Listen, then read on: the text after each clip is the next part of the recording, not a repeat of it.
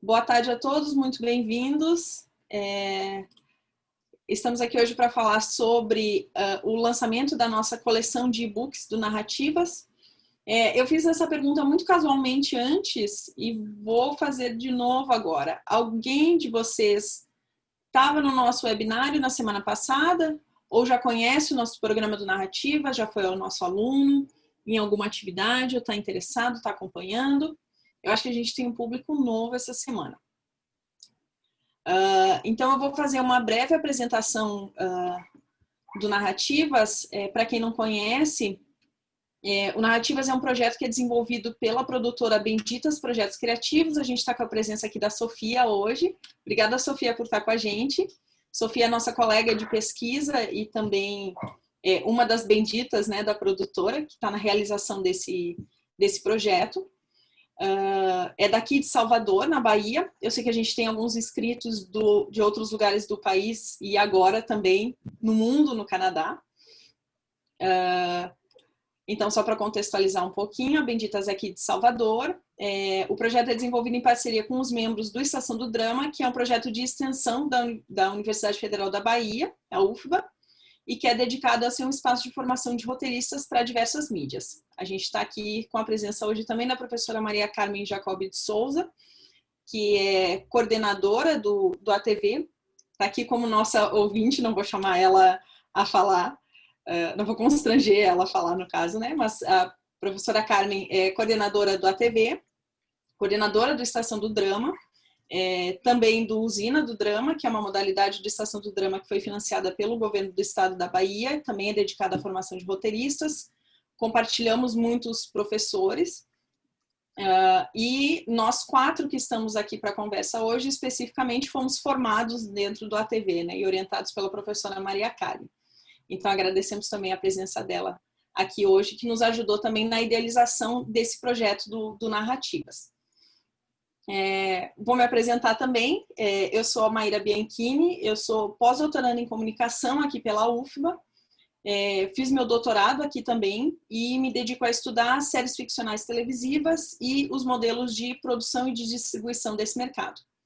Eu atuo como coordenadora pedagógica do Narrativas. Vou ser professora em 2 cursos do programa de Mercado Audiovisual e Políticas Públicas de Fomento, que começa na próxima semana.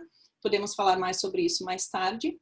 E o de distribuição e comercialização de produções audiovisuais. E também assino como editora da coleção Narrativas. Eu vou ter um papel um pouco aqui de mediadora na conversa, só para orientar um pouco, né? Mas sintam-se livres para fazer comentários e também para participar da conversa. Quem está aqui com a gente hoje são alguns dos autores da coleção Narrativas. O João Araújo é doutor em Comunicação e Cultura Contemporâneas pela UFBA. Já atuou como professor substituto nas áreas de Estética e Audiovisual, junto à mesma faculdade, além de ter ministrado cursos diversos voltados à análise e composição de mundos narrativos.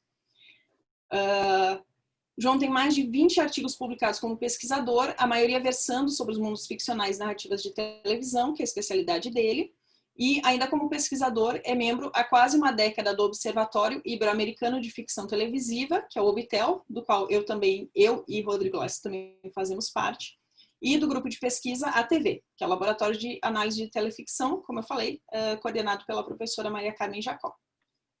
E o João também é coordenador do projeto Vários Mundos, Uma Bahia, que examina com financiamento da Secretaria de Cultura do Governo do Estado da Bahia, séries de TV criadas por produtoras baianas.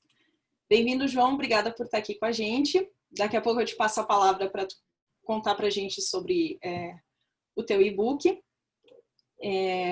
João Sena é doutor em Comunicação e Cultura Contemporâneas pela Facom UFBA, pesquisando serialidade e construção de mundos em diversas mídias, incluindo televisão, histórias em quadrinhos, cinema e jogos eletrônicos.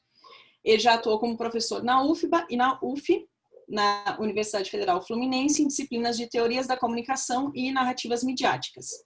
É filiado aos grupos de pesquisa ATV e ao Grafo Nave, tendo trabalhado com eles acerca de questões de serialidade, autoria, construção de cânone e gestão narrativa. Bem-vindo, João, obrigada por estar aqui com a gente. E o professor Rodrigo Lessa é pesquisador de narrativas transmídias, doutor e mestre em Comunicação e Cultura Contemporâneas, também pelo Pós-Com UFBA, bacharel em Jornalismo pela Facom UFBA.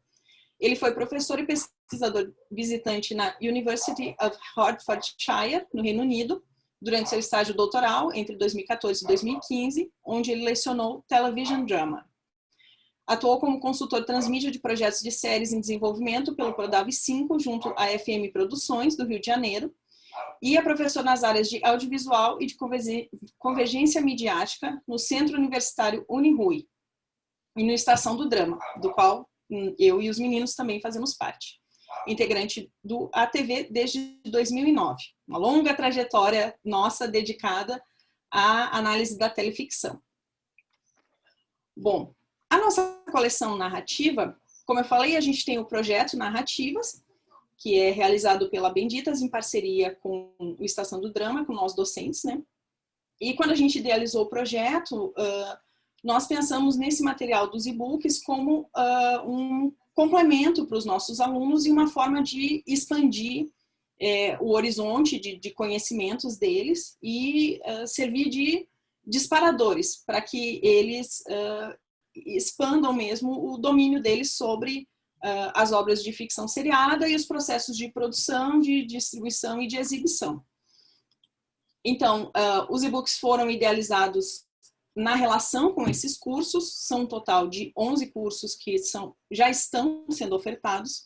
Gildon começou com Fundamentos de Dramaturgia Seriada, eu e Rodrigo damos aulas semana que vem, a partir da semana que vem, Marketing Audiovisual e Mercado Audiovisual, e as nossas atividades se prolongam até, acredito que setembro de 2021. Desses 11 cursos, se desdobram 13 e-books, que compõem a coleção Narrativas. Não só dos nossos professores que capitaneiam esses 11 cursos, mas também dos especialistas que estão aqui com a gente hoje, que são os Joãos, João Araújo e João Sena, nas áreas deles de construção de mundos ficcionais e regimes de serialidade, com a participação deles como apoio docentes em todos os cursos. Então, os dois Joãos estão em todos os cursos de criação, ajudando os alunos a conhecer mais sobre esses temas que são tão caros à criação da ficção seriada. E eles também têm obras que vão ser ofertadas como um brinde, né, como um presente para os nossos alunos, e também agora estão disponíveis na loja que a Benditas colocou, que está no site, para serem comprados de forma avulsa, para a gente colocar essa coleção para circular para além dos nossos alunos. Eu vou pedir que cada um dos meninos comente um pouco, e eu também vou comentar, já que eu também tenho obras, estou aqui também na condição de autora, um pouco dos temas que são tratados nas nossas obras e das contribuições que elas trazem para o horizonte de atuação dos nossos alunos.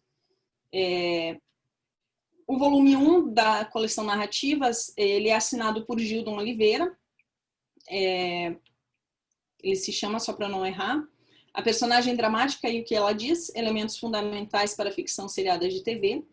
Gildon, além de pesquisador em dramaturgia, é um criador, um roteirista e dramaturgo de mão cheia. O livro dele é um material muito interessante, ele infelizmente não pôde estar aqui com a gente hoje para conversar, mas tem uma recomendação muito forte para as contribuições dele, para quem se interessar e quiser buscar por isso depois.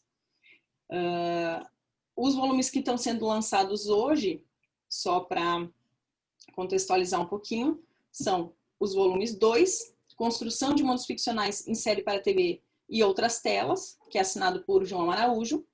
Volume 3, que é Regimes de Serialidade, de João Sena. Volume 4, que é a primeira parte, né, de 2 volumes que vão compor a minha obra total, que é Mercado Audiovisual Global em Tempos de Streaming, Produção e Distribuição de Séries Ficcionais Televisivas, parte 1. Vou falar mais sobre ele daqui a pouco.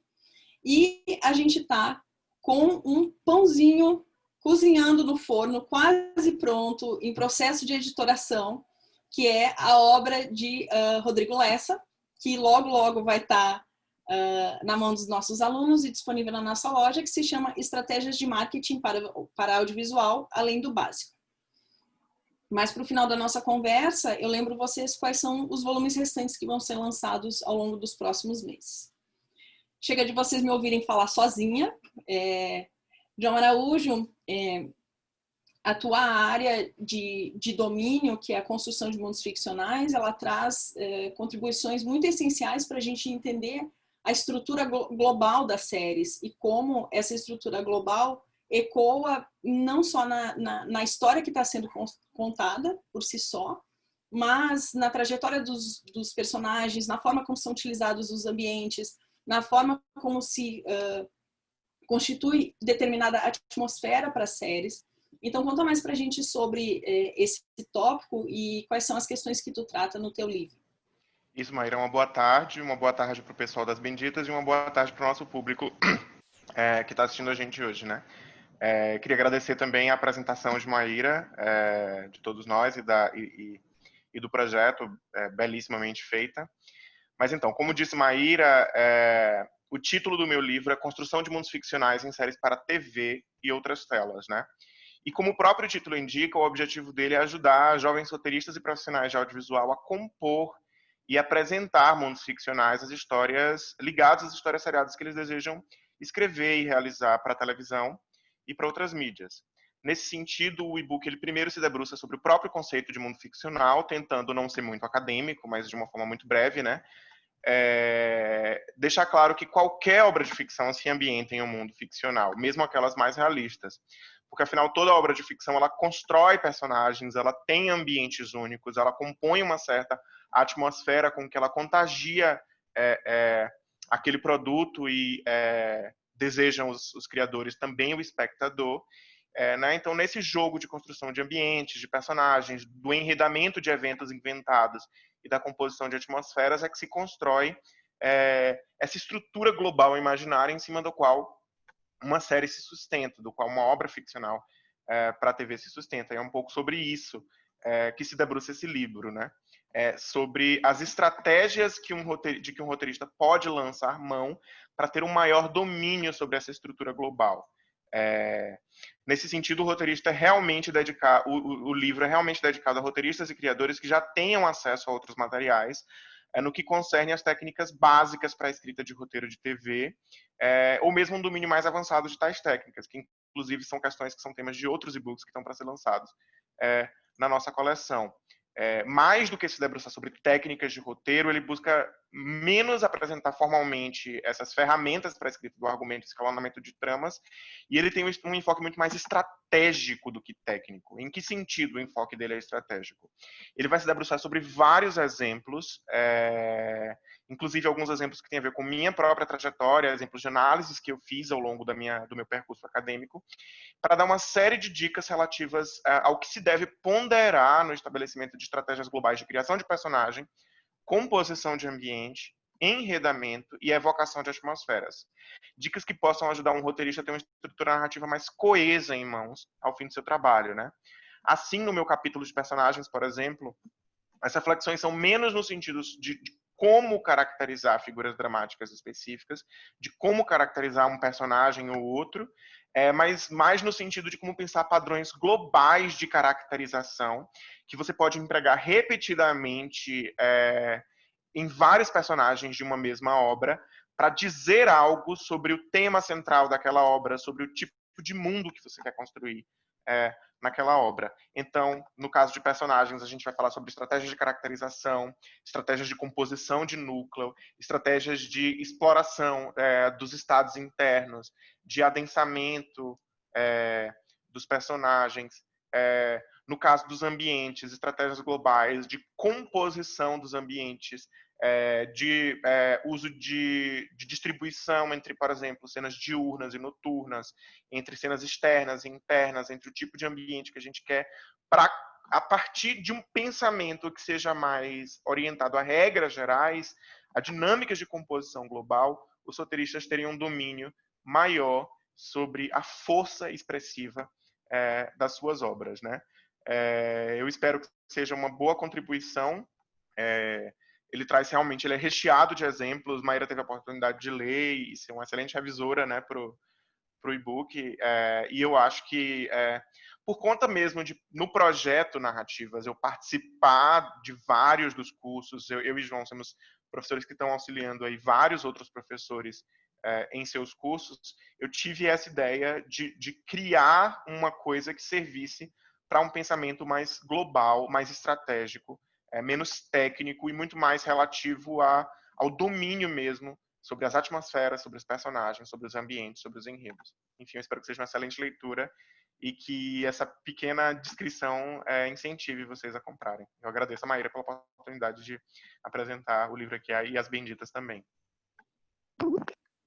Eu que agradeço, João. E eu estou nessa posição privilegiada de já ter tido acesso a todos os conteúdos. E aí minha opinião pode parecer enviesada aqui na posição que eu ocupo nesse momento, mas as obras são realmente excelentes e isso vem não só da minha experiência com essas obras em específico, mas porque temos a sorte de acompanhar a trajetória uns aos outros, ao longo dos últimos anos e sei da competência e do nível de qualidade da atuação de vocês como pesquisadores e autores e das contribuições que vocês têm para dar para o campo. Então, fico muito feliz de estarmos em mais essa iteração da nossa atuação como colegas aqui. Depois eu vou ter algumas perguntinhas, quem quiser mandar perguntas para a gente pode mandar no chat, mas eu já estou com algumas perguntinhas também preparadas para instigar vocês a falar mais de aspectos que eu sei que estão dentro dos e-books. Sena, o teu trabalho traz uma contribuição, sintetiza, né, esforços que vêm principalmente de pesquisadores, né, italianos de compreender melhor como funciona a serialidade e os regimes de serialidade nas obras. E eu imagino que tu vai falar de uma contribuição muito legal que eu acredito que consta no teu e-book, que é pensar essas possibilidades de serialidade entrando pela chave das tramas, pensando que as obras geralmente estão acionando diversos regimes simultaneamente, às vezes com uma ênfase maior em uma ou em outra.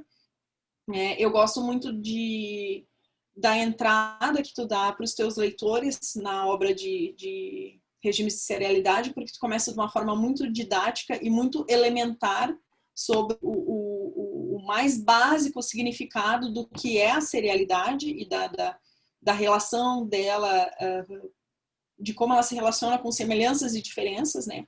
Num certo conjunto de objetos, coisas, obras, produtos, enfim.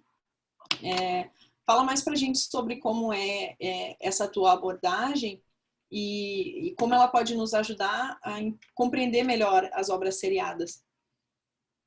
Boa noite, Maíra, boa noite a todos. Assim, primeiro, eu agradeço novamente a oportunidade, agradecer a Benditas pela abrir espaço para a gente falar sobre isso.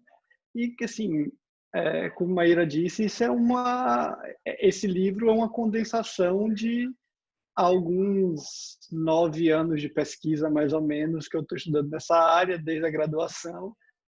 E é isso, assim, Maíra disse que eu começo de forma muito elementar e tal, porque serialidade é uma coisa muito complicada, ao mesmo tempo que é muito simples. Eu acho que essa introdução, inclusive, que eu dou, é que é muito fácil você perceber a serialidade quando você está consumindo. No entanto, depois que você consumiu a série, leu os revistas em quadrinhos, leu a série de livros, não importa, quando você vai falar sobre essa experiência, essa divisão seriada meio que some do modo como a gente lembra disso. A gente lembra da narrativa, a gente lembra da história, a gente lembra dos personagens, mas a divisão específica meio que se escande, vai para outro lugar. E trazer isso à tona é um esforço muito grande, inclusive de conceituação. O que é serialidade? A gente consegue apontar muito fácil, isso é seriado, mas perguntar por que isso é seriado, como isso é seriado, quais são os mecanismos que tornam isso seriado, são muito complicados. Então, é um tipo de sistema, de coisa, de objeto, que é muito efêmero, efervescente. Você está lá na hora que você está lidando com a materialidade do objeto, vem dos episódios, vem da série, vem da novela, mas no momento que você se separa um pouquinho disso, a tendência é dissipar. Então, isso exige um olhar que seja um olhar de constante observação, olha, meio analítico mesmo. Então, toda a primeira parte do livro é meio assim, olha só, vamos olhar aqui o que é uma série, o que é serialidade, porque serialidade é uma relação entre coisas, é uma relação entre determinadas partes e um todo. E a construção disso nessa relação, como você falou, de semelhanças e diferenças, de semelhanças necessárias e diferenças necessárias e de graus diferentes de semelhança e diferença que vão fazer isso. Então, quando a gente vai lidar com isso, a gente entende que o que cria essa realidade é essa relação, eu acho que fica mais interessante para a gente olhar. Então, mesmo se você for parar por aí nesse primeiro capítulo, você te dá um olhar diferente sobre as séries. E isso é importante, como o João falou, para roteiristas e também uma forma de trazer isso para pessoas que não têm essa leitura acadêmica, de ir para a obra, mostrar os exemplos, apresentar as formas, dizer que isso não é simplesmente uma forma acadêmica de análise, mas é uma forma de olhar para essas obras que vai enriquecer sua produção. Então, quando a gente vai para esses regimes de serialidade, como você disse, que vêm dos italianos, da escola de Bolonha, né, os bolonheses, Umberto Eco, Calabrese e Barbieri, você tem, na verdade, cristalizações de maneiras de lidar com esses regimes de diferenças e semelhanças. E aí é que eu gosto dessa situação e que eu acho que é interessante, especialmente para tratar isso de séries contemporâneas, é que não existe uma classificação das séries. Essa série funciona assim, essa série funciona assado, que muitas vezes é o modo como você tem, inclusive, ensinados em manuais de roteiro. Você tem, às vezes, uma mistura entre formato e modelo de serialidade, regime de serialidade, que não é o que a gente quer aqui. Porque você pode ter uma sitcom, você pode ter uma sitcom muito pouco continuada, uma sitcom muito continuada. Você vai falar de Arrested Development, você vai falar de The Good Place, por exemplo. Não é o fato dela ser uma sitcom que vai dizer se ela é continuada ou não continuada. São sitcoms continuadas. E aí, quando você vai tratar isso nessa minúcia, nesse ponto mais específico, como o João disse, da trama, do modo como elas são enredadas, do modo como um episódio puxa o outro, qual é o tipo de relação que um episódio tem um com o outro. O que continua para lá? É uma continuidade do mundo ficcional, uma continuidade da trama, uma continuidade de uma evolução de personagem. Como você consegue costurar isso e como você consegue contemplar diferentes formas de acumulação ao longo desse tempo. Então, isso eu acho que é uma reflexão acadêmica que eu trago, mas eu acho que é muito interessante para criadores poderem pensar, porque libera um pouco para, ao invés de pensar, minha série é continuada ou não continuada, e sim, ok, tudo bem, eu tenho essa trama aqui, mas essa trama aqui ela dura mais tempo do que eu normalmente tenho num episódio. Como é que eu posso fazer ela continuar por 2 ou 3 episódios e tornar isso compreensível, mesmo que eu tenha outras formas desse mundo ficcional aqui que opera de uma maneira menos continuada, opera de uma maneira mais iterativa, como eu chamo, ou seja, mais episódica. Então, assim, nesse sentido todo, esse é o esforço.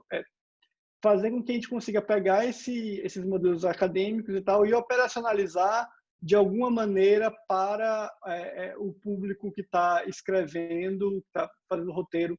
No meu caso, eu uso muito exemplos de série, mas minha pesquisa é uma pesquisa um pouco mais, não vou dizer nem transmediática, mas intermediática. Assim, várias mídias usam de formas um pouco diferentes esses mesmos modelos.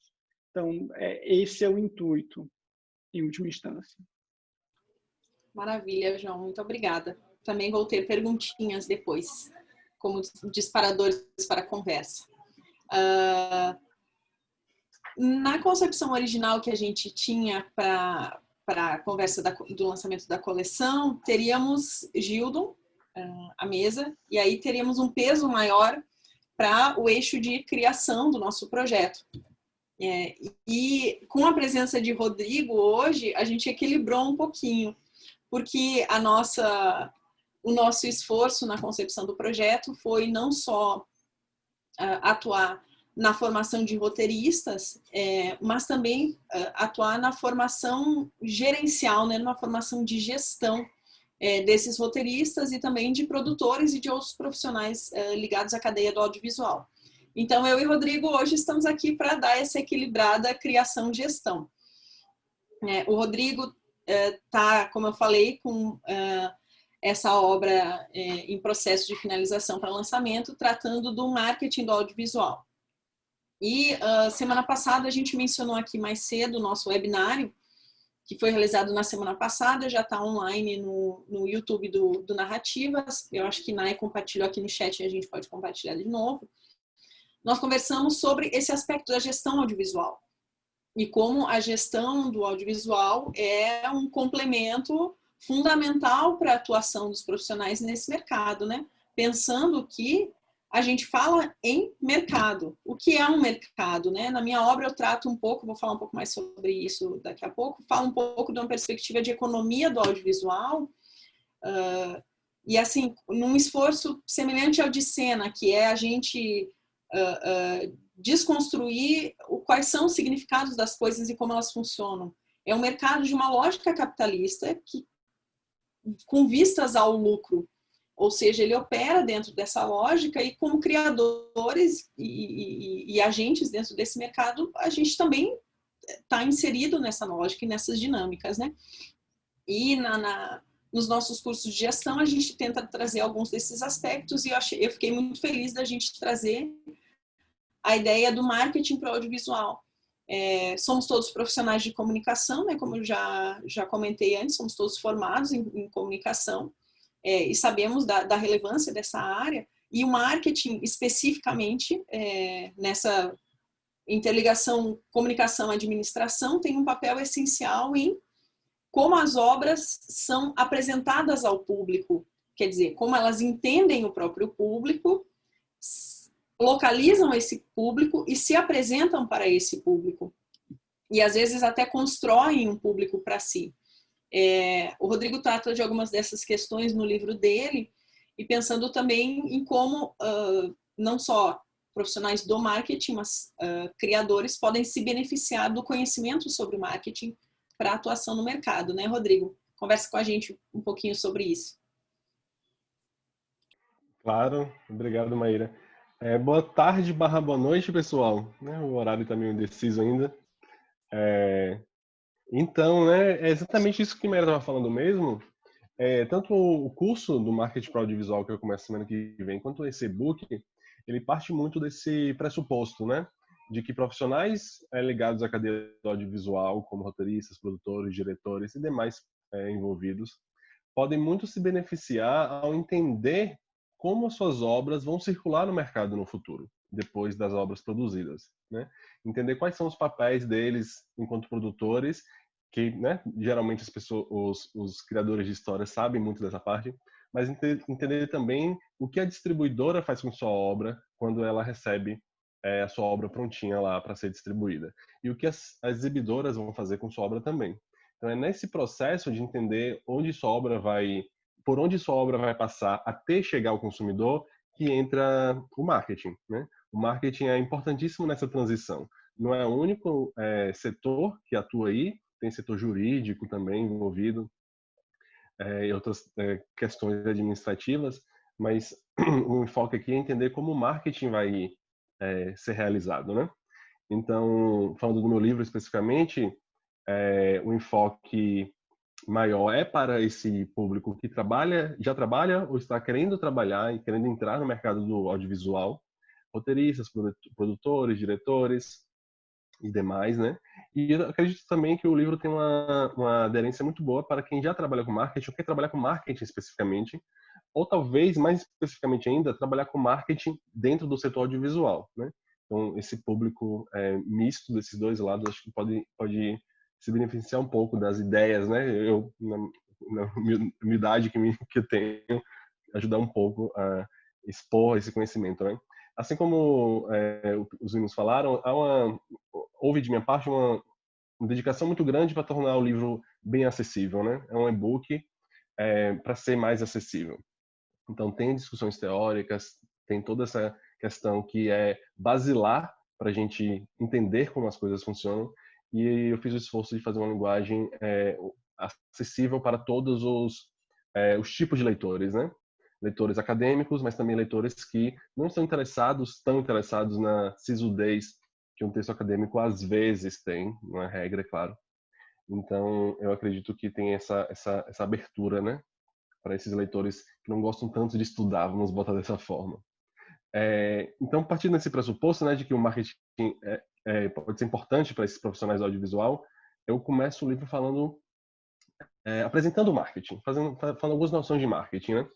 O que é marketing, algumas definições, explico um pouco do processo de evolução do marketing, né? Como o marketing saiu do marketing que era chamado de 1.0 para o marketing 4.0.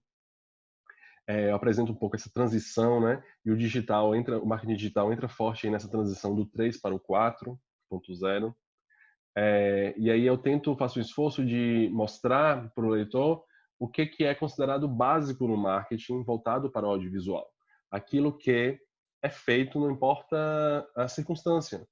Trailer, pôster, imagens de display nas salas de exibição de cinema, thumbnails, todas as imagens, todas as propagandas de TV, spot de rádio, outdoor, tudo que é ferramenta de comunicação mais básica, que a gente pode considerar o feijão com arroz das ferramentas de publicidade dentro do marketing, para mostrar que essas coisas, quem é produtor, quem é criador, quem é contador de história, não se envolve, né?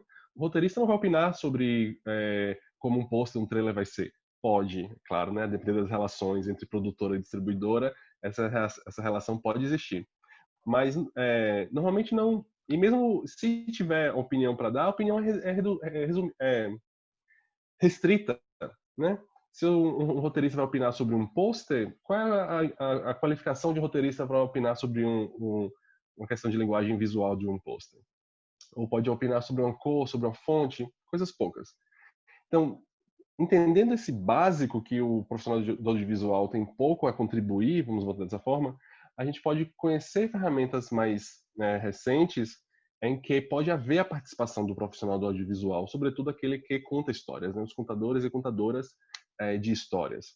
E aí a gente entra em algumas questões como marketing de conteúdo, que é quando o roteirista realmente pode contribuir para a promoção de sua obra audiovisual através de conteúdo, através de histórias, através de serviços e produtos interessantes, relevantes, que vão engajar o público com as histórias e não apenas com informação meramente publicitária, né? Puxando esse pontinho do marketing de conteúdo, logo na sequência eu trago algumas discussões sobre narrativa transmídia, né? Que é aquela ideia de que as histórias podem circular entre vários meios de comunicação. Pode sair da TV, ir para as mídias sociais, ir para o YouTube, ir para a literatura, ir para o quadrinho, né? Com a narrativa transmídia é possível criar essa rede entre histórias. E aí é um outro ponto que pode ajudar a gente a ter ideias melhores, mais interessantes para construir conteúdo dentro do marketing de conteúdo, né? E aí eu desenvolvo um pouco essa questão da narrativa transmídia. Tem um outro curso que está para o próximo ano, que é focado em narrativa transmídia. Vai sair também para o ano um e-book sobre criação e desenvolvimento de narrativas transmídias. E aí vai ser um enfoque bem grande, voltado mais para o roteirista que vai escrever uma bíblia. Mas aqui nesse e-book de marketing tem uma pincelada do que é a transmídia e de como a gente pode se apropriar dela para criar a história e ajudar o marketing de nossa obra a circular. E na sequência da transmídia, eu trago algumas estratégias criativas que podem ser aplicadas no marketing para audiovisual. E eu trago algumas estratégias, tanto vindo do marketing, quanto algumas questões mais tecnológicas mesmo, e como a gente pode se apropriar delas em uma lógica de criação transmídia para produzir conteúdo. É através do conteúdo que que o profissional do audiovisual pode sugerir e ajudar no marketing, né? Essas estratégias que eu elenco são marketing de guerrilha, marketing viral, que podem ser muito bem casadas, ou guerrilha com a viralização, marketing conversacional, e aí discuto um pouco sobre inteligência artificial e chatbots e assistentes virtuais, realidade virtual e o último, realidade aumentada, né?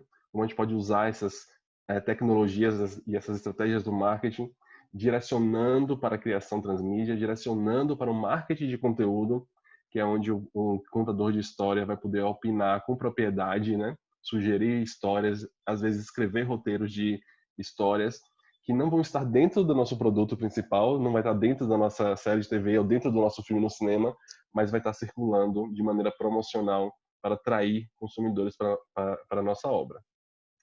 E aí eu faço esse apanhado assim dessas ideias.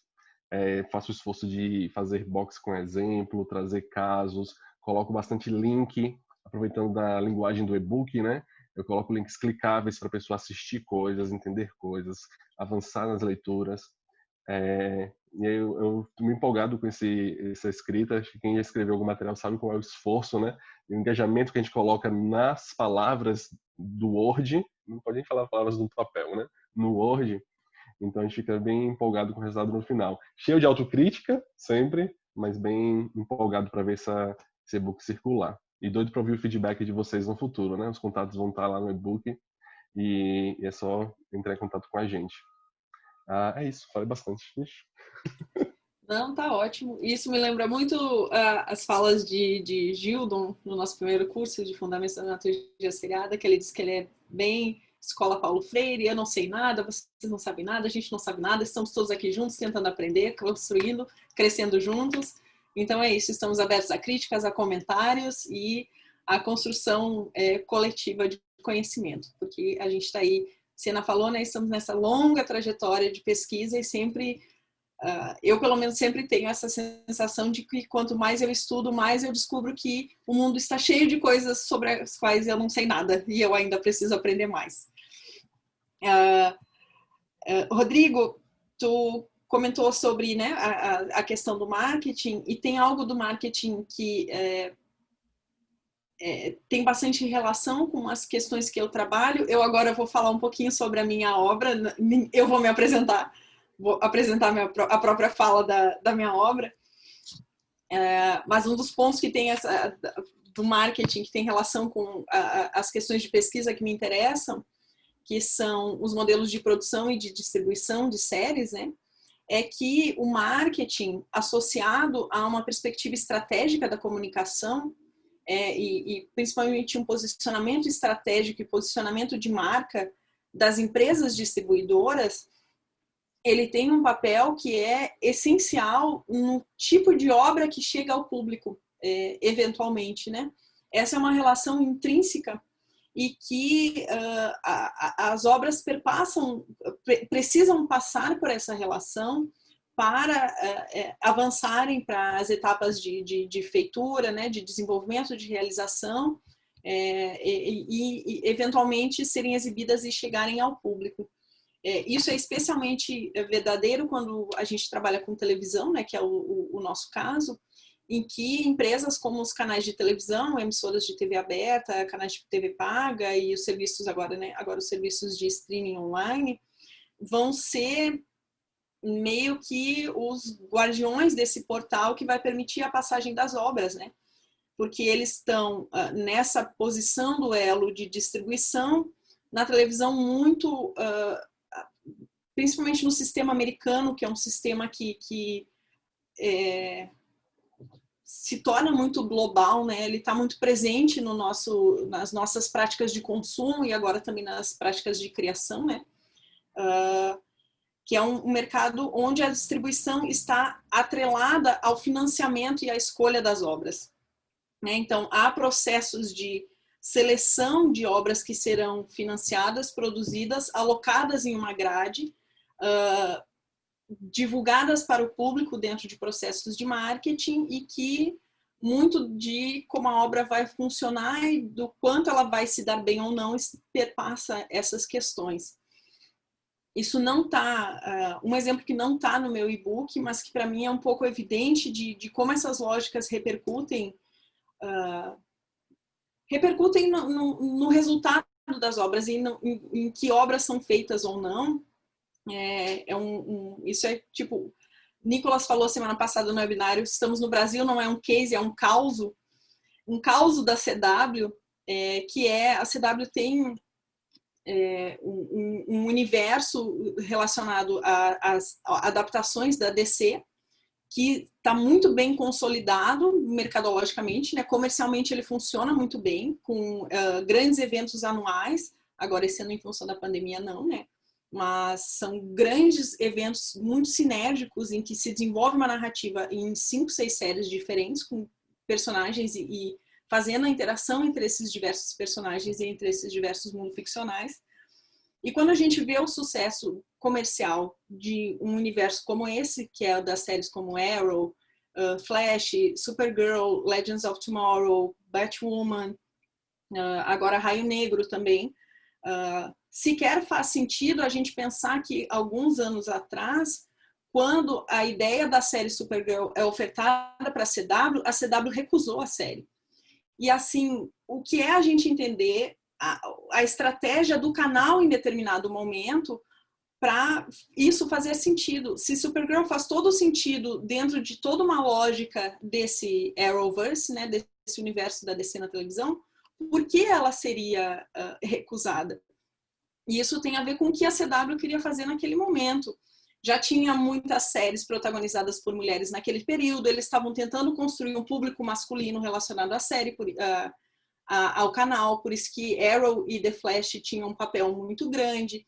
Eles achavam que isso não ia ser interessante, a série acabou indo para outro lugar, que foi a CBS, acabar retornando para lá depois, né? Depois da série já fazer um sucesso, enfim, de todos os outros desdobramentos. Esse é só um pequeno exemplo para mostrar como algo que aparentemente faz todo sentido dentro de um canal, para a identidade que o canal busca naquele momento, para o público que ela quer atingir naquele momento, certas séries podem não fazer sentido. E isso não tem a ver, não estou dizendo que Supergirl é tudo isso de bom, eu sempre falo, eu adoro Supergirl, mas eu sei que é bem ruinzinha. Isso não tem a ver com a qualidade da obra ou não. Isso tem a ver muitas vezes com a identidade, com o posicionamento de marca, com o que o canal procura para aquele momento. E isso é uma das grandes questões que eu trato nas minhas 2 obras.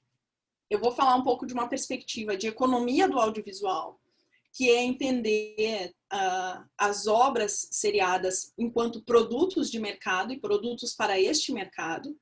Então, pensar quais são as características econômicas desse tipo de produto e que tipo de estratégias são implementadas para que esses produtos tenham o seu lucro maximizado, para que ele tenha a comercialização ideal para ele, dentro do público que ele procura, e como isso se constrói dentro de uma lógica de sequenciamento de janelas de exibição. As janelas, né, os principais segmentos desse mercado seriam a televisão aberta, a TV por assinatura, o vídeo doméstico e o vídeo sob demanda. O cinema ainda tem uma janela anterior, que é das salas de exibição. E aí eu vou para uma perspectiva que é muito cara da minha pesquisa, mas não assim com peso acadêmico, como os meninos falaram, é meio que compartilhando uma história, né? Mas com essa perspectiva histórica da constituição desses segmentos de mercado. Quando eu faço minha tese de doutorado, eu vou pensar sobre a entrada da Netflix nesse mercado de produção de séries originais. Hoje ela já está muito bem consolidada, mas quando ela entra, em 2013, isso já faz 7 anos, não era um movimento fácil e era um mercado muito fechado. Isso é um mercado protecionista, né? Ele não tem muita facilidade para que novos agentes cheguem nele e se imponham como a Netflix fez e como a Amazon está fazendo, como a Apple está fazendo, e a gente vê que são grandes players com muito dinheiro, né? Eu tô tratando aqui nessas obras de mercado global, né? E que são mercados que estabelecem muitas das tendências e das referências que vão repercutir em maior ou menor grau em toda a cadeia do audiovisual. E aí a gente pensa assim, o que a Netflix fazendo nos Estados Unidos tem a ver com a série que eu estou produzindo aqui na Bahia? Mais do que a gente pensa, assim. É que nem alta costura. Ninguém anda na rua com aqueles vestidos dos desfiles, mas aquelas tendências repercutem de alguma forma em toda a lógica da moda e todo o mercado audiovisual. Então, vou pensar como é que eles se constituem historicamente e chegam a esse momento do mercado global, do streaming, em que essas empresas estão, inclusive, atuando no Brasil e formando profissionais no Brasil para essa produção original. A Netflix está investindo em formar profissionais aqui que estejam adequados à lógica de produção dela, para criar mais obras que relacionem ao mesmo tempo o local e o global. Não esqueçam, e isso é um dado muito relevante pré-La Casa de Papel, que 3% chegou a ser a série não inglesa mais assistida dos Estados Unidos. Isso é uma coisa extremamente relevante. O público americano, historicamente, é resistente a obras estrangeiras. Ou é isso que a gente ouve, pelo menos. E essas lógicas estão se flexibilizando e há uma abertura muito maior para essas obras que são consideradas internacionais em relação aos Estados Unidos, né? Mas isso está repercutindo, inclusive, no nosso mercado nacional. Então, é de algumas dessas lógicas que eu vou tratar nos meus 2 livros, né? Que falam sobre produção e distribuição, principalmente de séries televisivas, e tendo historicamente como que muitas dessas lógicas se estabelecem nos Estados Unidos e chegam nessas empresas de streaming que emulam essas mesmas lógicas, mesmo sem necessitar. Não é uma necessidade técnica que a Netflix cria séries episódicas de meia hora ou de 1 hora, assim como era quando a televisão foi criada nos anos 50. Ela emula isso, né, que se instituiu culturalmente, e como isso vai para a produção de todo mundo. Esse é um pequeno resumo das nossas obras, então. Eu vi que a gente já tem uma pergunta do Simão. Benjamin já comprou os livros, nossa senhora. Que fã-clube, é o nosso fandom. Que fã-clube legal, muito obrigada, Benjamin. Janaíne quer saber se os sumários das obras estão disponíveis. Estão no nosso site. Isso, no site da coleção Narrativas, os sumários não, as sinopses. Eu posso passar os sumários aqui, enquanto a gente conversa. Eu posso comentar rapidamente os sumários. As obras, assim, são e-books, eles não são muito longos, e como os meninos mencionaram, eu já falei, a gente tenta fazer esse esforço de diálogo para sair de um academicismo, né, para não ficar em algo que é muito pesado para a leitura de um público não acadêmico, né? Então a gente tentou limpar um pouco essa parte um pouco mais pesada da teoria, mas sem deixar de ser sem deixar que eles sem fazer com que os livros deixem de ser bem fundamentados e muito informativos também. Tem uma pergunta do Simão. Mais alguém quer mandar perguntas também? Por favor, fiquem à vontade pelo nosso chat. Eu vou começar pela do Simão, porque ele dá uma oportunidade de João Sena falar um pouco mais sobre a obra dele e de João Araújo também falar um pouco mais sobre a obra dele, porque eu acho que os dois têm contribuições muito legais para pensar esse caso específico. Simão quer saber se os e-books discutem casos de séries, ele botou entre aspas, como Black Mirror, cujos episódios são independentes. Eu acho que tem uma questão muito interessante, tanto do ponto de vista de construção de serialidade e do que é a serialidade, e de algo que João Sena falou, que a gente consegue identificar, a gente consegue saber que tem serialidade, mesmo que a gente tenha uma dificuldade para dizer o que ela é exatamente. E tem uma perspectiva muito legal para João Araújo nessa pergunta, que é como a construção de um mundo ficcional ecoa na obra, mesmo quando a gente não tem os mesmos personagens e a mesma história, que seriam dos 4 elementos que João Araújo comentou sobre a construção do mundo ficcional.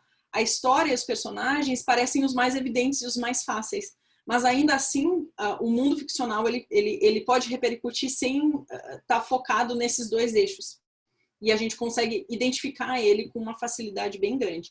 Então, meninos, por favor, deixa eu começar, responder. João, porque aí eu levanto a bola para você que fica mais fácil. que a gente trata disso. Não é um caso tão comum, na verdade é um caso que era muito comum no começo da televisão, até a década de 60, 70, e depois vai se tornando menos comum. Mas sempre teve séries assim. A gente vai lembrar de Goosebumps, a gente vai lembrar de Contos da Cripta. Você sempre teve séries cujo eixo central é um eixo temático.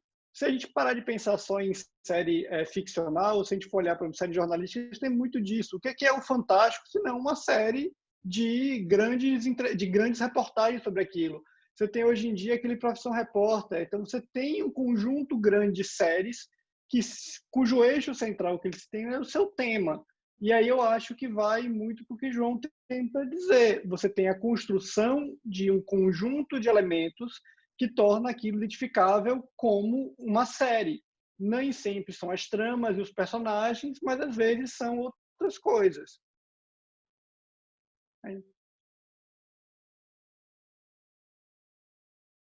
Deixa eu tirar do mudo aqui. Então, Simão, embora a gente não discuta apenas esse tipo de série, a gente pontua sim algumas questões que são relevantes para séries antológicas, como é o caso de Black Mirror.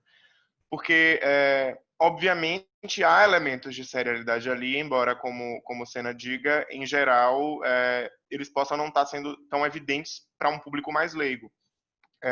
Desde, no caso específico de serialidade, antes de entrar na questão da construção de mundo, desde uma abertura que se repete a um certo tom, a um certo tipo de música, a créditos finais, a duração média de cada episódio, a divisão em atos, você tem um conjunto de elementos aí que às vezes não fica tão evidente para o público, mas que com certeza está evidenciado numa Bíblia, por exemplo, para os roteiristas, para a produção. No caso de Black Mirror especificamente, a gente também tem alguns elementos aí de construção de mundo. Mesmo antes da série se propor como um mundo único, que é algo mais recente em Black Mirror, né? Black Mirror ela começa como uma série antológica. A princípio, aqueles episódios em nada dizem respeito uns aos outros, enquanto continuidade de história, embora a série vá um pouco fazer o caminho inverso a isso e tentar relacionar os seus episódios e construir uma mitologia que se ancore em um único mundo nas temporadas mais recentes. Mas mesmo quando ela ainda era aparentemente feita de episódios narrativamente desvinculados, você tem, por exemplo, a ideia de uma narrativa distópica que pautava todos os episódios, o gênero da ficção científica, uma certa música que vai um pouco mais para o pós-rock. Então você tem um conjunto de elementos aí que se repetem episódio a episódio e que ajudam a compor uma certa atmosfera, que ajudam a compor um certo tipo de ambiente, que ajudam a ancorar a série num certo gênero, que são parâmetros de construção de universo e não de construção de mundo. O que eu estou falando aqui de construção de universo e construção de mundo, e como é que eu estou diferenciando as duas coisas? O universo ficcional é um conjunto de mundos ficcionais que se relaciona a partir de um conjunto de elementos, né? E no caso de Black Mirror, ele tem um universo muito demarcado, genericamente, atmosfericamente, estilisticamente, embora enredos e personagens construtos ambientais específicos variassem episódio a episódio. Então eu acho que reflexões sobre serialidade, reflexões sobre construção de mundo e os e-books das coleções, da coleção narrativas meu e de Senna podem ajudar bastante a refletir sobre isso. Só uma última coisinha para falar isso.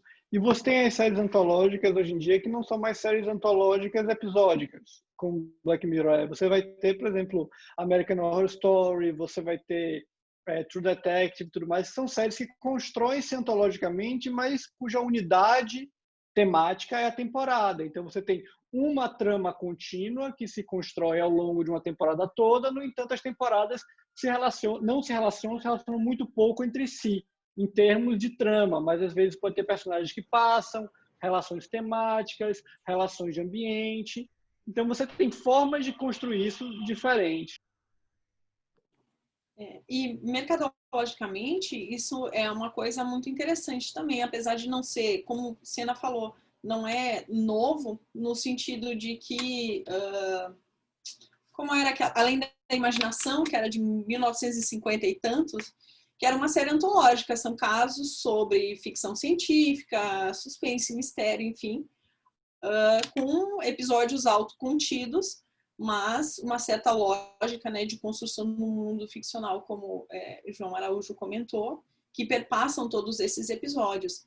Isso funcionava muito bem, tanto num período inicial da televisão, nos anos 50, em que simplesmente não há possibilidade de reassistir episódios se atualizarem uma série, né?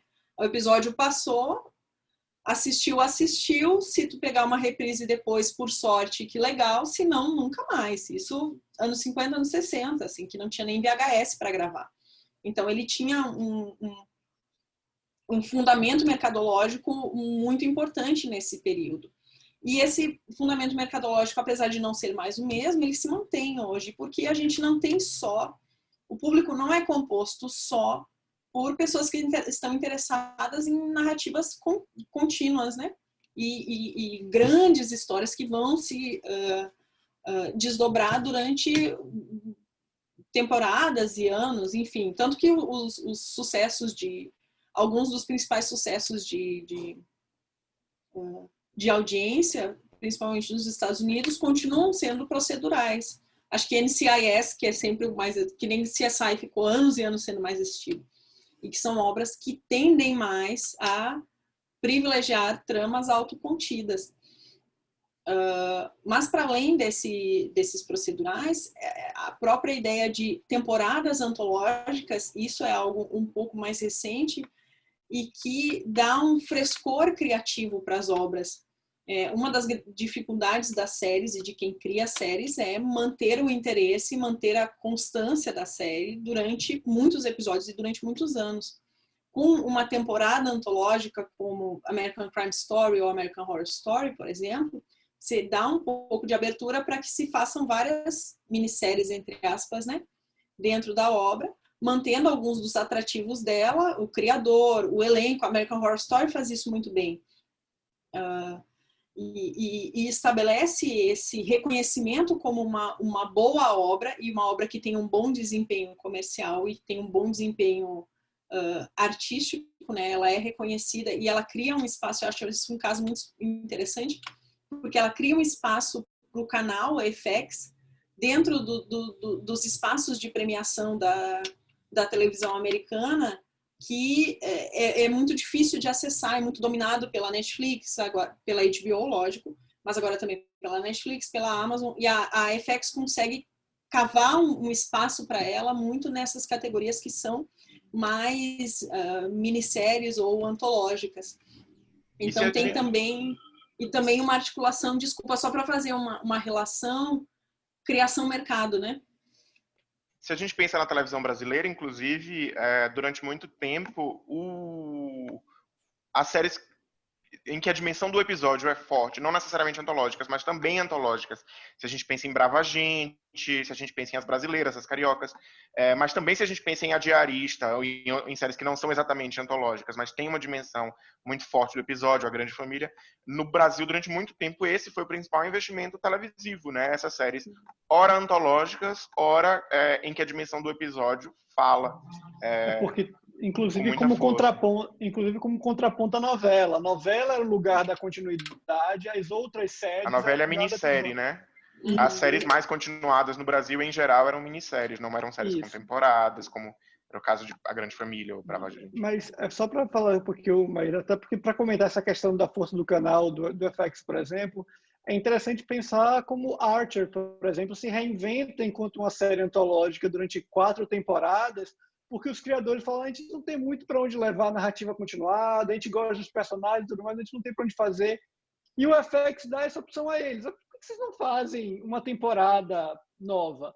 Então, eles criam um cliffhanger novo para a série, e aí, durante 4 anos seguidos, eles fazem uma temporada antológica, como seria Archer no espaço, como seria Archer como um detetive particular, como seria Archer como um recruta numa guerra. Então, você tem diversas formas de lidar com isso que ampliam de determinada forma esse espaço criativo possível já que você não precisa manter uma certa continuidade narrativa, você mantém os personagens e pode ousar um pouco mais.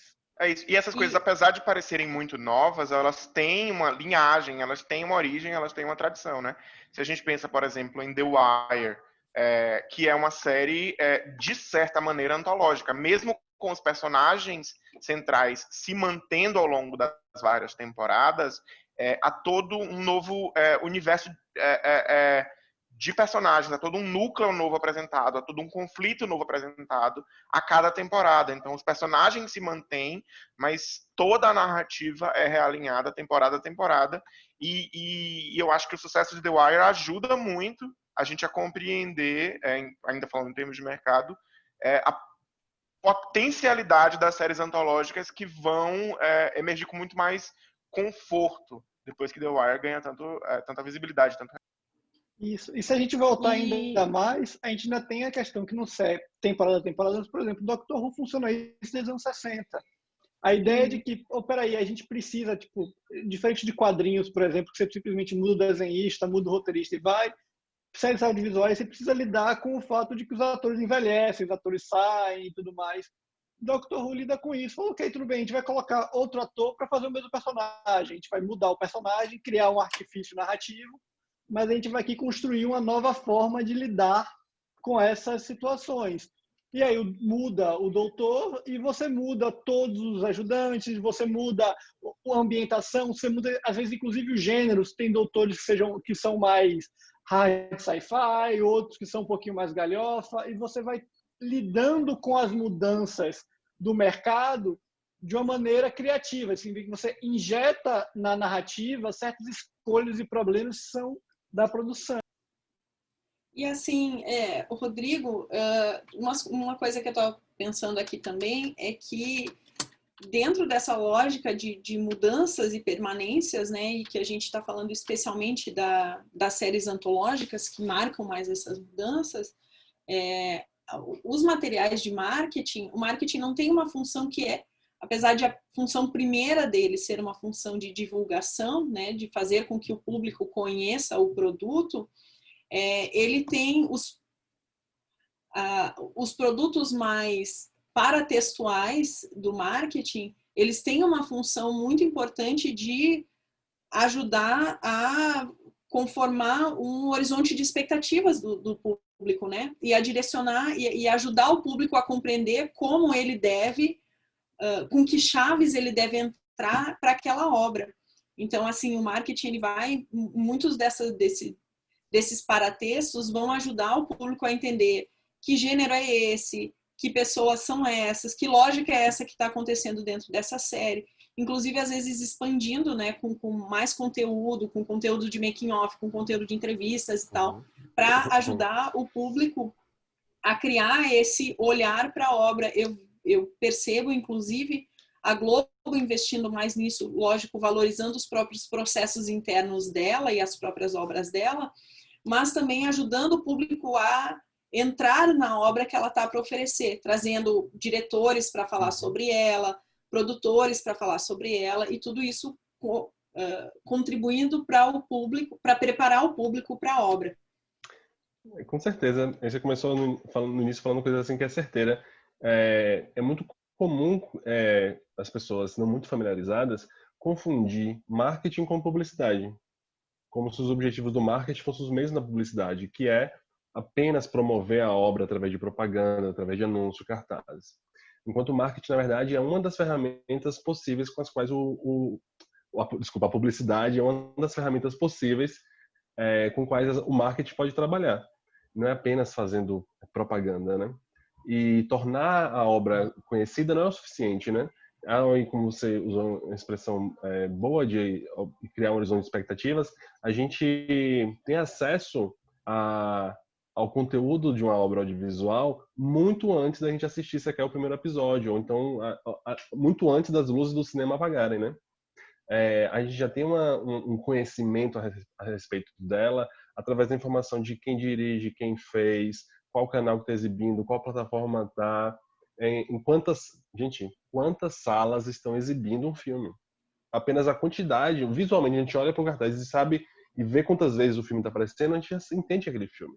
A gente já faz uma leitura do que é esperar dele. Isso envolve não apenas vontade dos criadores, mas também escolhas do marketing aí, né? O marketing escolhe preço dos produtos, né? O valor dos produtos, escolhe o produto em si, escolhe as praças em que o produto vai circular, e faz a promoção desse produto também, né? Então, ele tem uma gerência muito maior do que apenas pegar o produto pronto e anunciar para o público, né?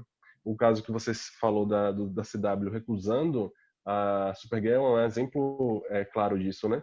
De que provavelmente o posicionamento de marca daquele momento do canal não estava batendo com o que a série queria fazer. E isso é uma escolha administrativa, né? Não é uma escolha com relação à qualidade, à história, tanto que a série acabou sendo comprada para ser exibida em um canal maior que o CW, né? Que é o CBS. E então nem sempre diz respeito à qualidade da obra. A gente tem que fazer obras boas, é claro, mas a gente tem que saber conversar o jogo do mercado para entender como é que a obra vai ter chances de circular no futuro, né? Ou seja, em resumo... desculpa, Maia. Não, pode falar, João, por favor. Não. Ou seja, em resumo, do ponto de vista de construção de mundos, do ponto de vista da serialidade, do ponto de vista de posicionamento de marca, do marketing, da identidade do canal, todas essas reflexões que estão contidas nos e-books ajudam a gente a pensar também séries antológicas, seja antológicas do ponto de vista do episódio, seja antológicas do ponto de vista da temporada, né? Uhum. Certeza. Mais perguntas, gente, porque estamos há bastante tempo conversando e esses assuntos para nós são muito caros, então bastam pequenas perguntas para a gente já ficar um monte de tempo falando. Se vocês tiverem mais perguntas, por favor, podem mandar aqui nos comentários. Benjamin falou que estava pensando em The Wire o tempo todo, e eu achei muito interessante a fala de João Araújo, pensando a relação The Wire e uma certa lógica que é um pouco mais próxima do antológico, porque The Wire, à primeira vista, e não só à primeira vista, eu acho que ela faz muito, ela é uma série que ela se apresenta de uma forma muito complicada, ela não facilita a nossa entrada, e ela dá uma sensação de continuidade muito intensa, como se a gente entrasse no meio de algo que já está acontecendo, assim, né? E relacionar, é quase paradoxal que uma obra, a princípio, tão continuada, né, com uma narrativa tão contínua, ao mesmo tempo possa ter estruturas que remetem muito à antologia, né? Isso eu acho, só para comentar um pouco mais sobre The Wire, que é um objeto que é muito caro a mim por conta foi a série sobre a qual eu fiz minha tese. Isso é algo que eu reparei muito ao longo do desenvolvimento da minha pesquisa sobre The Wire, isso que você falou aí. Ela é uma série que o tempo inteiro faz o inverso do que ela finge fazer, né? Então, ela finge não te dar informação nenhuma, ou não fazer recapitulação nenhuma, simplesmente jogar um monte de eventos em cima de você, quando o tempo inteiro tem elementos de recapitulação, tem cenas de pura recapitulação ali.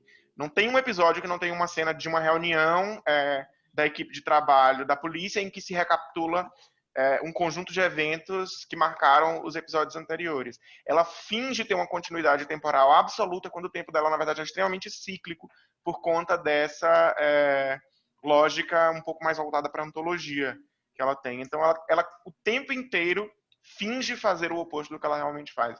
Ela joga com esses enganos que ela promove junto ao espectador, né? O tempo todo. E isso não é só ela que faz por conta própria. Os paratextos dela fazem isso. O discurso dela sobre ela mesma é esse da continuidade, de um tempo que está sempre avançando. E isso não só... um discurso que não só é em relação a esses aspectos internos, mas esse discurso de que a novelização de The Wire, né, que ela se entende, se apresenta muito e é muito tratada como um grande romance e não como uma série de televisão que é criada como se fosse um grande romance.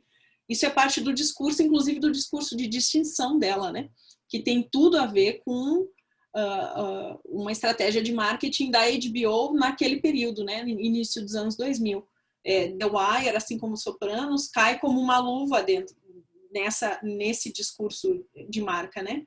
Então, quando a gente vai ver a história da televisão e a história das obras, e muito dessas relações de como as obras são escolhidas e feitas e divulgadas, há muito esse casamento entre um certo projeto criativo e uma ideia de como a série se entende e como isso encaixa com o que um canal quer dessa obra e como o canal se entende e como a obra se encaixa nesse plano maior.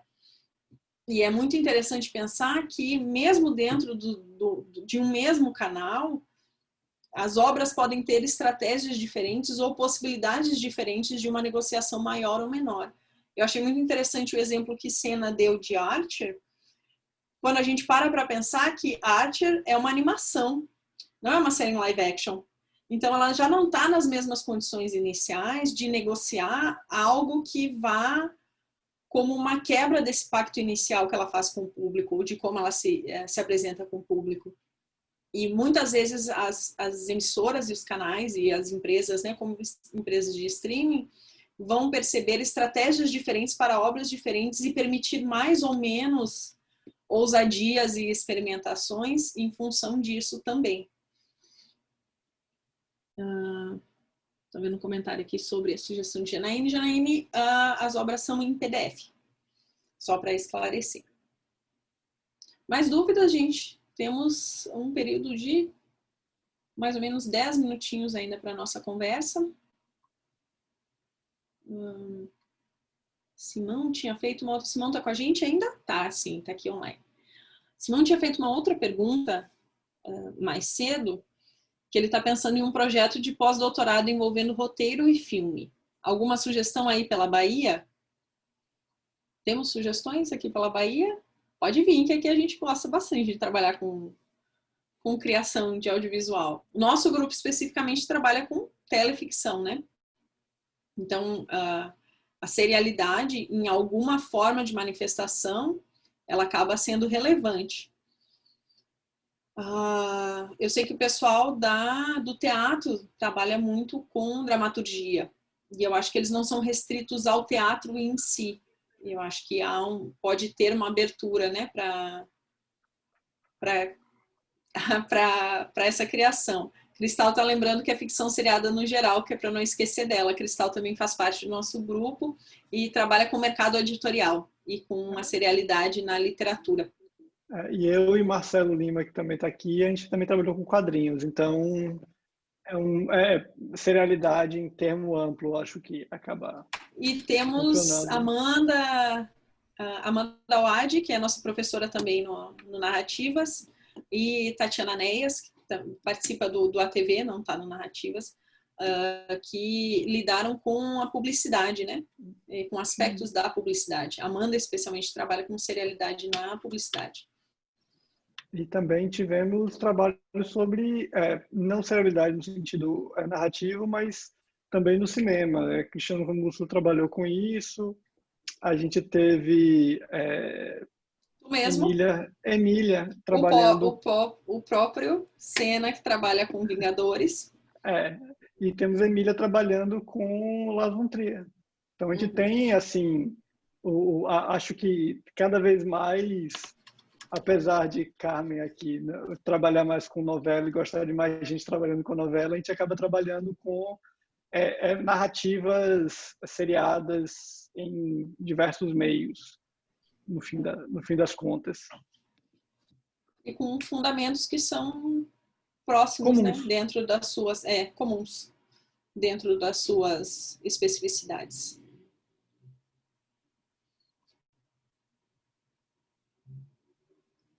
Séries a sério. Levamos muito a sério.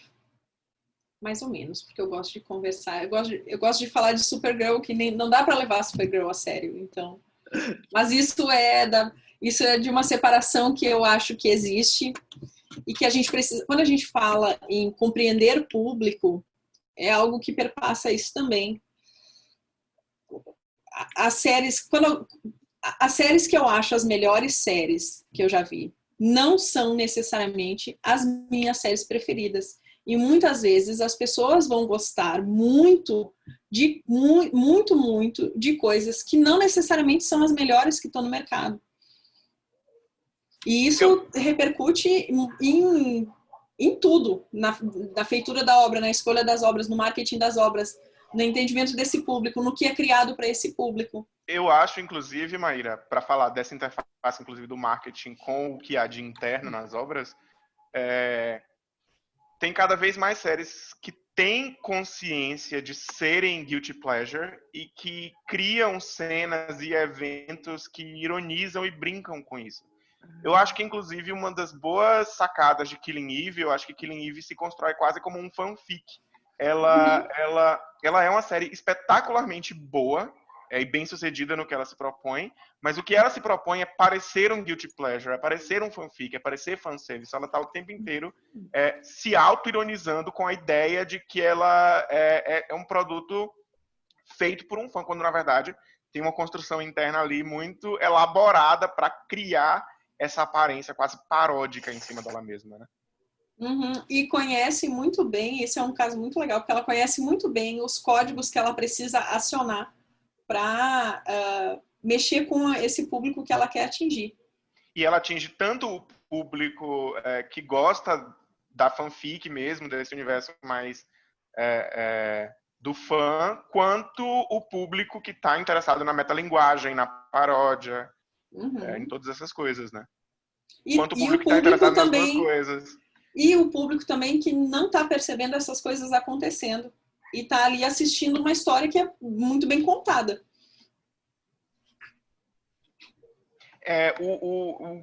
Algo que me chamou muita atenção vendo a série pela primeira vez foi como o rapaz que, por exemplo, Killing Eve se propondo quase como se fosse uma fanfic, não, como o rapaz que seria o par romântico na obra original, que Killing Eve supostamente faz, da qual Killing Eve supostamente faz uma fanfic, morre logo para que o casal que os fãs querem que fique junto possa ter o caminho aberto. Uhum.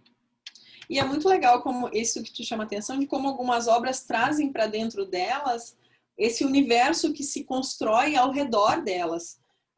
Sherlock fazia muito isso também, né? E inclusive tratando... Supernatural tinha um episódio que tinha cosplayers deles mesmos em convenções de fãs. Sherlock tem... E isso é um material extra, né? Não é, eu acho que não é um dos episódios centrais da série, em que há um fã-clube de Sherlock. Aparece. Quando Sherlock morre... No começo da terceira temporada. Chega a aparecer na história, né? Que tem um fã-clube, eles escrevem fanfics para imaginar como foi que Sherlock sobreviveu a suposta... É morte, não é morte? Há toda uma discussão em torno disso. E uma das cenas se constrói, inclusive, sem falar que é uma fanfic, né? Tu só percebe quando ele beija um outro cara que é o vilão, e aí alguém diz, não, gente, para aí, que história é essa? É demais. Uhum. Benjamin reclamando da metalepse.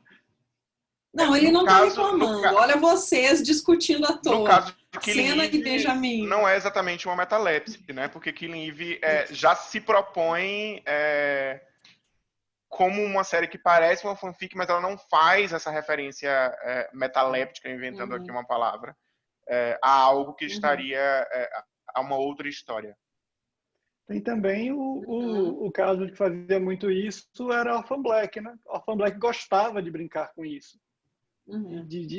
Dessa relação dos fãs com a série, de mudar como as clones se comportavam e tudo mais, meio que de temporada em temporada em relação a isso.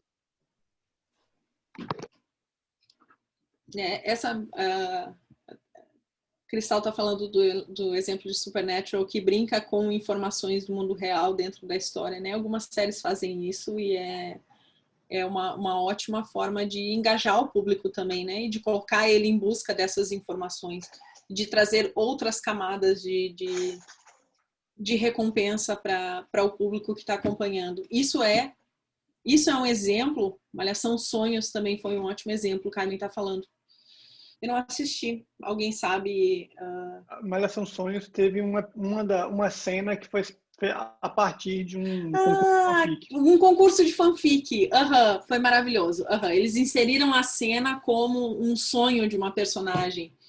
E esse exemplo de Malhação Sonhos é incrível nesse sentido. Isso é compreender o próprio público.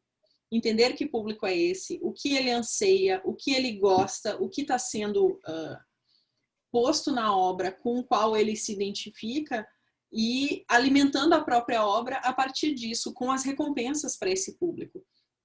Que é um público que Rodrigo também tem essa grande experiência tratando com fãs, né? E há uma relação intrínseca entre marketing e fãs também, né?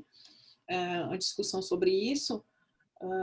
O público fã é um público que vai lutar pela obra que ele ama até o fim, com unhas e dentes, vai derrubar todo mundo que estiver no caminho. Eu que estou parecendo o rapaz do marketing agora e não dos autores. Você é um novo especialista em marketing. Mas já trazendo de volta para a nossa coleção, o que eu acho bacana dela e da proposta toda do projeto é isso, né? A gente está lidando desde os aspectos de marketing, aos aspectos de transmídia, aos aspectos de identidade de canal, questões de serialidade, questões da própria escrita de roteiro, para animação, para websérie, para documentário, construção de mundo. Então a gente tem uma proposta realmente integrada do entendimento do ofício do roteirista e da escrita para a TV, que eu acho que se reflete muito na diversidade de especialidades que nós, enquanto equipe de professores, temos entre nós e que os e-books trazem. São e-books, e eu acho que foi muito bacana a Benditas ter optado pelo fato de que esses e-books fossem autorais. São e-books que carregam muito as nossas caras e as caras das nossas pesquisas e que geram uma diversidade muito grande de reflexões para o público. Eu acho que é uma coleção bem bacana nesse sentido. E especialmente, porque, só para completar isso, porque não só traz a nossa cara, mas traz essa cara que a gente tem de colaboração. Então, quando eu vou falar de serialidade, eu posso não falar especificamente essa questão de marketing ou do posicionamento das emissoras, mas isso está certa parte do meu horizonte de pensamento, de como eu formulo isso. Eu acredito que para João é a mesma coisa. E acredito que para Lester isso também. Ele pode não estar falando especificamente, mas ele está pensando. E mesma coisa com Maíra. Então, a gente tem não é simplesmente uma formação, mas um trabalho em conjunto mesmo, que precede isso, que torna com que todos os e-books tenham mais ou menos uma visão similar, mesmo que eles tratem diversos pontos de vista desses objetos. E é uma perspectiva assim que, claro, eu de novo estou numa posição suspeita para falar, mas as provocações que a gente tenta trazer nos nossos cursos e na nossa própria atuação, né, como pesquisadores, como professores e nesse lugar especificamente como autores, de que uma formação para roteiro, por exemplo, uma formação de roteirista, não é só aprender a mexer num master scene, sabe? É aprender a formatar um roteiro, como escreve diálogo e tal. É muito além disso e perpassa uma construção de repertório de séries, uma construção de um entendimento, de olhar para esse mercado e de compreender por que a HBO está lançando essa série agora? Por que a Netflix cancelou tal obra? Por que a CW contratou tal produtor para essa obra, ou tirou um ator e colocou outro? Isso, às vezes, são coisas que repercutem, inclusive, no trabalho da criação. A emissora chegou e disse, olha, esse ator aqui não está dando certo, a gente vai tirar ele, vocês têm que criar uma solução para isso. Isso tudo faz parte de um universo de criação e faz parte de um universo que os alunos precisam construir para si, para orientar a sua própria atuação. A defesa de uma formação mais heurística e menos estritamente técnica também, né? Tá no horizonte da nossa proposta pedagógica, enquanto curso. Exatamente. Não apenas os cursos de criação, mas os cursos de gestão também tem essa perspectiva, né? De formação de contadores de histórias que vão poder aplicar agora, no momento de escrita do roteiro, conhecimentos de mercado, conhecimentos de marketing que podem potencialmente contribuir para o sucesso dessa obra, né? Nem falo do sucesso comercial de público, não. Eu falo a sorte da obra vingar nesse mercado, né? Ela chegar na mão de uma produtora que queira viabilizar, financiar, que chegue na mão de uma distribuidora que vai comprar para distribuir. Então, saber de como a obra funciona no mundo aqui fora pode contribuir para uma forma como cada roteirista, cada contador de histórias escreve seu próprio roteiro, né? Importante aprender coisas como regime de serialidade, construção de mundo, fundamentos de roteiro, diálogo, claro, sempre, né? Mas sabendo também como a obra vai circular no mundo, vai ajudar nessa etapa também, né? Por isso que existem os cursos de gestão e esses e-books também voltados para a gestão. E Que falando nunca do outro deixam de lado lado a também. parte da criação, né? Uhum. Mas A E gente falando no do outro lembra lado aspecto, disso, também. né, Mai? e no aspecto da criação, eu acho que trazer essas perspectivas de construção de mundo e de serialidade comigo e com o João também é uma grande contribuição nesse sentido, porque é ir além do estritamente técnico, pensar essa reflexão também do ponto de vista estratégico, né? Estratégias que permitem ao roteirista um domínio maior sobre os regimes de sequencialidade e variáveis e invariantes nesse sentido, e os regimes de globais de construção de personagem, de construção de enredo, atmosfera, ambientação, não só cena, história, tudo isso. E colocando isso também do outro lado, um pouco do que Maíra falou antes, se a gente pensar também no fato do produtor, da pessoa que não necessariamente é o criativo, mas ele ter noções disso, vai enriquecer o trabalho dele. Porque boa parte do trabalho do produtor não é simplesmente mandar coisa, ou brigar com o roteirista ou com o showrunner, qualquer coisa, mas sim negociar com isso. Existe uma grande questão aí que passa basicamente por qualquer meio audiovisual, que é a pessoa que lida o lado de negócios, o lado de produção, com o lado de criação. E esse diálogo, isso é uma coisa que Maíra pode falar com muito mais propriedade, eu posso falar um pouco mais por causa da minha pesquisa, a Lessa pode falar também, que é muitas vezes onde está o segredo do sucesso de muitas coisas, de conseguir fazer esse caminho, esse percurso, essa negociação ser o melhor para os dois lados.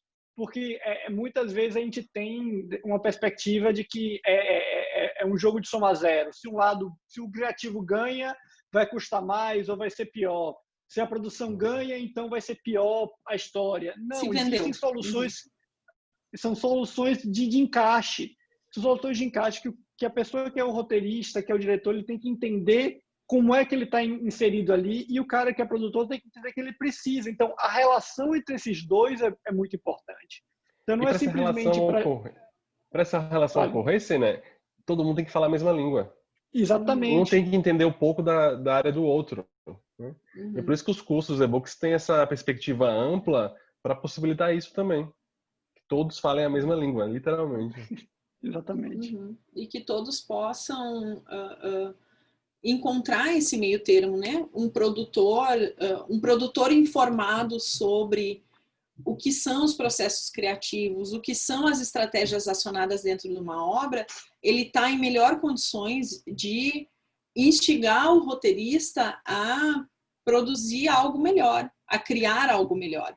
Ele tem condições de provocar, de negociar, de sugerir. Enfim, e esse é um papel que o produtor também tem. O produtor não é só dinheiro, orçamento, locações, contratos e coisas práticas, não. Ele precisa desse entendimento do aspecto criativo, e os criadores, por outro lado, quanto mais eles compreendem o que eu falei lá no início, que este mercado é um mercado, o que significa um espaço de trocas que visa ao lucro, ele precisa compreender que isso tem que ser negociado em alguma medida, e que um bom executivo sabe tirar o melhor das obras, sem fazer com que ela perca a integridade dela, que ela perca a marca autoral dela, que ela perca a identidade dela. Então, e isso vai existir em graus maiores ou menores, dependendo do lugar que o criador está na carreira dele, do que ele vai conquistando ao longo da trajetória dele, e do lugar que a empresa ocupa naquele momento e o que ela está buscando ou não naquele momento. Então, são muitas variáveis rolando simultaneamente, que o criador, no webinário a gente usou muito essa palavra também, o criador se empodera ao compreender elas. E como o Rodrigo falou, é igual uma tecla SAP, é tu conversar na mesma língua. é tu ter demandas de executivos, por exemplo, ou demandas de gestão com as quais tu consegue argumentar, compreender e dialogar numa condição mais próxima de igualdade, né? Até Compreendendo defender, os códigos, compreendendo o que é importante, compreendendo o que é valorizado e compreendendo os pontos fortes da própria obra nessa relação com o mercado. Exatamente. Porque esse é o ponto. Não é simplesmente só falar ou defender e tudo mais, é também entender quais são as demandas. Porque a gente pode estar falando aqui do ponto de vista de que um criador, se você entender como o executivo fala, você pode defender melhor suas ideias. Sim, mas também vai entender melhor o que vem de lá, como o Lessa falou. É essa tecla SAP, é essa relação de troca que... e isso é uma coisa que, dizendo... o João como leitor dessas coisas, não como professor, às vezes falta muito nesses cursos. Os cursos são focados muito num lado ou no outro e às vezes falta um pouco desse plano médio. Essa, pelo menos, eu acho que é um diferencial desse curso aqui, é um diferencial dessa perspectiva que a gente tem, de tentar dizer que não existe uma coisa sem a outra. É uma expansão para fora e uma retração para dentro, né? A gente vem, obviamente, desculpem o pleonasmo, o duplo pleonasmo, mas é um esforço de expansão e retração, porque, por um lado, a gente vai para além da obra, no sentido de ir para o marketing, de ir para a transmediação, e, por outro, a gente vem um pouco para aquém da obra, quando a gente vai pensar reflexões sobre a estrutura geral do mundo, sobre serialidade. Então, tem esse duplo esforço na proposta pedagógica do ofício do roteiro e do que vem antes disso e do que vem depois disso também. Uhum. Acho que essa é uma excelente forma da gente encerrar a nossa conversa. A nossa conversa caminhou um pouco para sintetizar não só os princípios que orientam os nossos e-books, mas principalmente os princípios que orientam o nosso projeto pedagógico como um todo e a nossa atuação, que está concretizada nessa parceria linda com as Benditas. É um pouco essa relação produção-criação, assim, as Benditas depositam uma confiança muito grande na gente nesse direcionamento pedagógico, e ao mesmo tempo nos dão todo o suporte para a execução nesse sentido. Então, nós somos muito gratos, um coraçãozinho também para vocês, muito obrigada. E eu fico feliz da gente poder conversar um pouco mais sobre isso e por vocês estarem aqui ouvindo a gente hoje.